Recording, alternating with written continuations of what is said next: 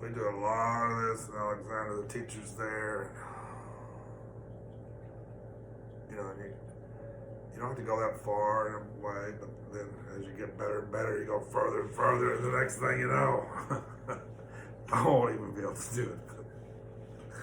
I won't be able to get out of this chair very well. Not terrible. Not terrible. And then get back in the chair. Oh, how do you do that without grabbing somebody, holding on for dear life?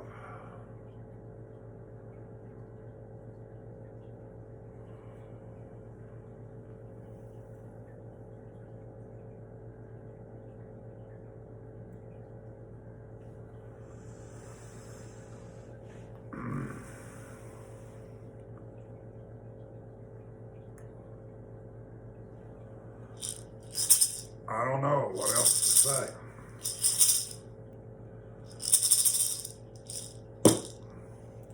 I think I was kind of, trying to put together something. That's probably all I'm going to say about the Alexander technique and meditation or whatever. Who knows what I'm going to say, but I guess I was going to talk about Dzogchen. I don't know why. I can't tell you why. I'm going to talk about Dzogchen, but I don't know. Because I have a screw loose, I guess. I have a screw loose. I guess I'm going to talk about Dzogchen. I got very turned on to this guy named Tulku Ugin.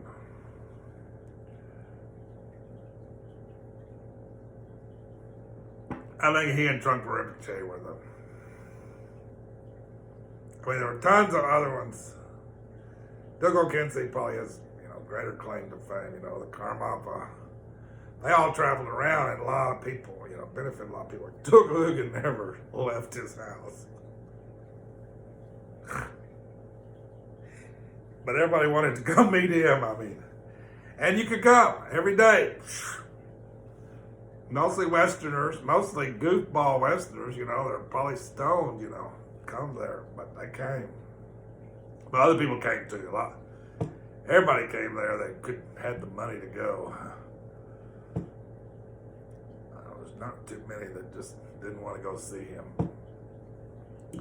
But he'd see anybody. And what he would do every day essentially was pointing out instructions to these students gathered there.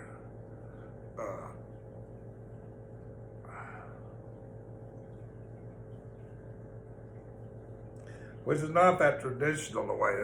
What's traditional is you go through a rigorous training, and once you're ready, then you receive what's called pointing out instruction. It's a big point. It's kind of your entry into the Vajrayana path. Or maybe you've entered the Vajrayana path, different ways of doing it. But it's the milestone of your relationship with the Vajrayana path. Pointing out instruction, pointing out the nature of mind. I don't know. I'm not saying I'm here to point out the nature of mind, but that guy had a big impression on me. Everything about him, and everything he said, and everything he talked about. And one of the things he talked about was that, and there's two schools of thought here.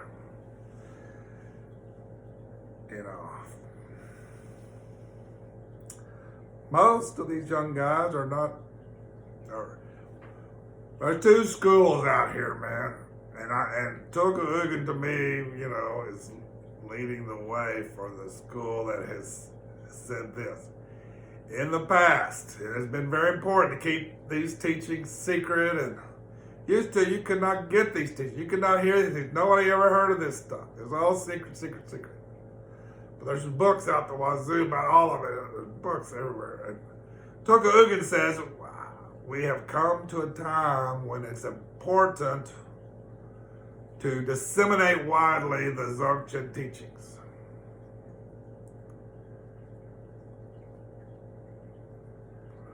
many other people said, people have died for this.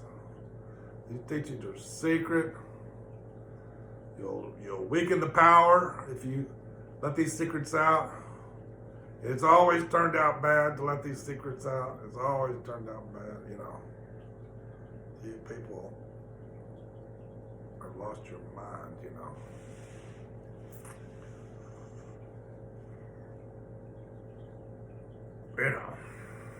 So you gotta be careful, So why did Tokugan talk that way? One reason is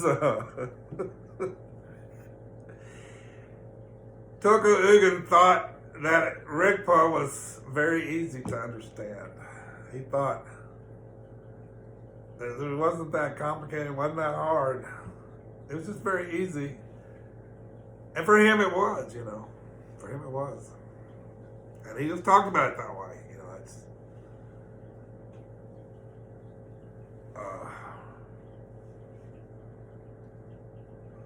and Dzogchen's like that. Dzogchen's like that, really.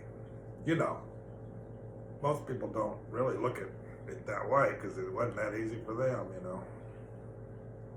And, it's probably, in a way it's not that easy, but Dzogchen is saying it's easy,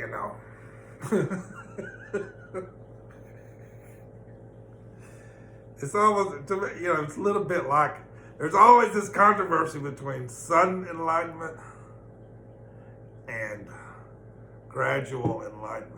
Zen, it's just been this big, the Soto Zen school, says it's gradual enlightenment, You gradually have little insights, you have little satori, you just gradually. And Rinzai says, hell no, it happens, in a flash. And that's it. It's a sudden experience.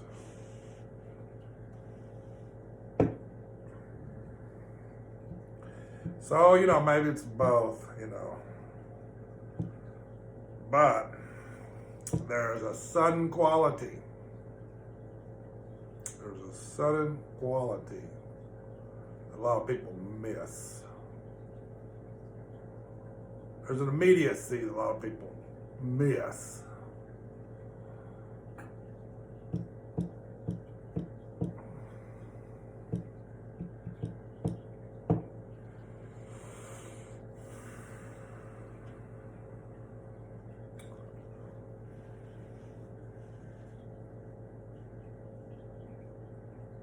Trungpa Rinpoche was just like embodied that. He was just, did everything so slow, was never in a hurry. It's just an unbelievable demonstration of, and he was not one of these guys calling for, the Kagyus are not so much as enigmas anyway, but anyway, but also, Trungpa Rinpoche would just blow your mind over and over all the time. That blew your mind beyond belief. Getting your mind blown is this suddenness in a way. It's just like, it's what I've been talking to you about with the, there's the gap when you could jump back into your cocoon, or you could get it like that, and that's it forever. There's just this where your mind is blown a little bit, and you can go back in your cocoon, or you can get it forever. But that's the gradual, and that's the sudden. They're both, because that sudden thing happens to you all the time. But you just don't know how to open to it. And you don't realize it. It's this very sudden, like lightning. They call it Vajra, means, lightning. One of the meanings. Diamond, indestructible. With lightning, this power, this bam, pow, thunder,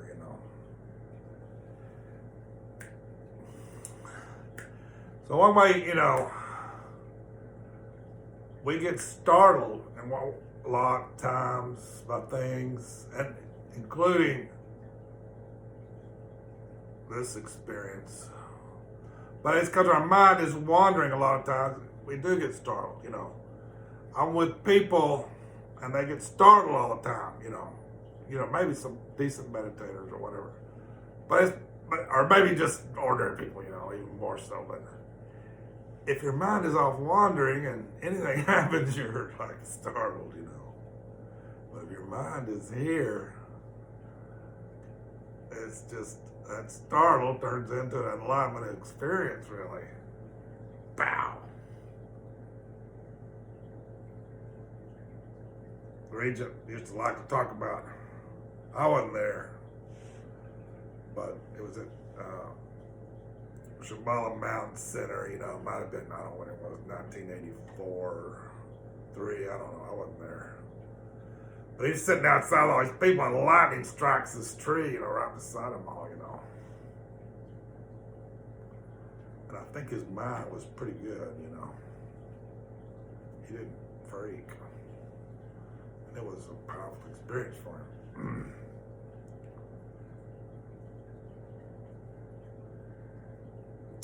He and I had another experience together when she talked about even more than that one.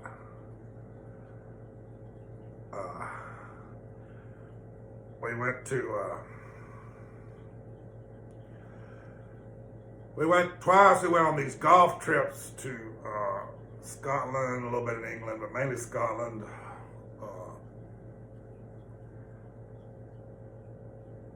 The second trip with this place called Muirfield, Jack Nicklaus's favorite golf course. He came over here and built this lovely golf course and called it Muirfield Village, you know, after Muirfield. We stayed in this, used to be a grand house, and the King of England Prince of Wales used to come there a lot, right on the golf course. And we're sitting in these gardens outside, and we're drinking a little white wine. It's after, late in the day, 5 o'clock, 4 o'clock. And it's just me and the Regent for a good bit of time. Or maybe Joe Parent was there, but he had to go do something else. So me and the Regent and Joe, and then Joe leaves. And right about 5 feet, 4 feet, 5 feet from the Regent's head of these, I don't know what they were. It's almost like lilac bushes, but they couldn't have been lilac bushes, but they were these trimmed bushes, and just tens of thousands of bees, or thousands of bees, and they're buzzing.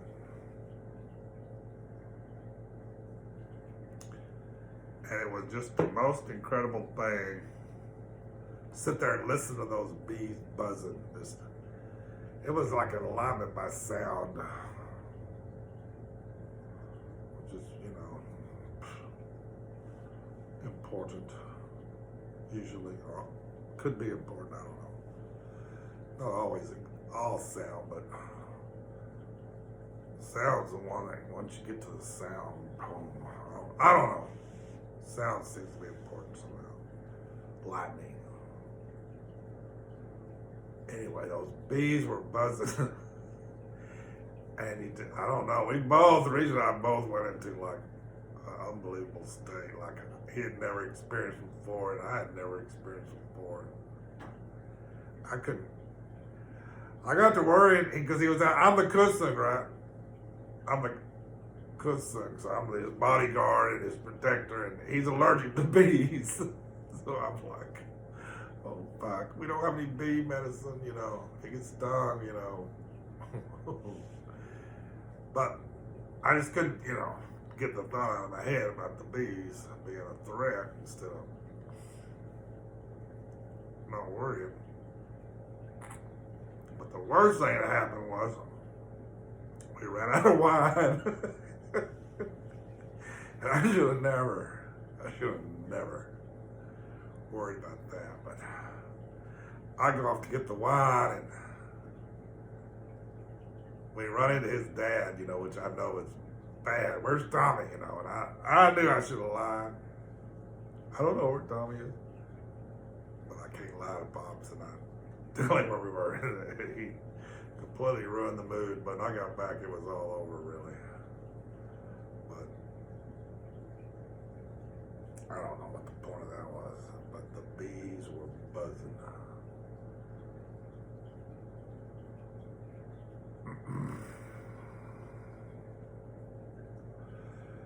So Dzogchen is,